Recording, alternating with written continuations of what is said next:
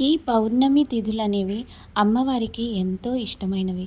కనుక అమ్మవారిని ఈరోజు స్తోత్రం చేసి పూజ, వ్రతం ఏది చేసినా కూడా ఎంతో మంచి ఫలితం లభిస్తుంది.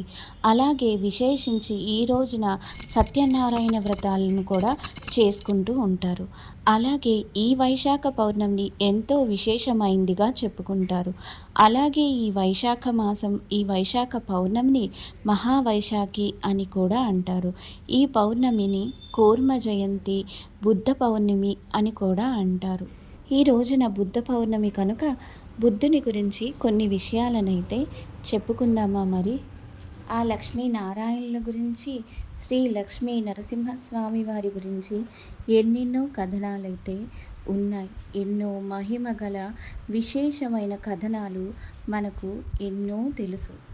కనుక బుద్ధుని గురించి కొన్ని విషయాలను మీతో షేర్ చేసుకుందామని మీ ముందుకు వచ్చేసా.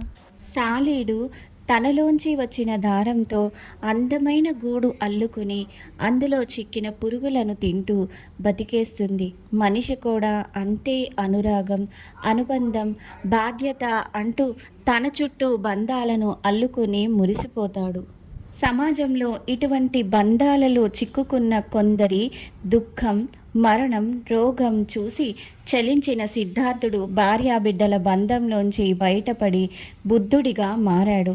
అహింసనే పరమధర్మంగా భావిస్తూ శాశ్వత ఆనందాన్ని ప్రచారం చేశాడు. తన జీవితాశయమైన సన్యాసం స్వీకరించాడు.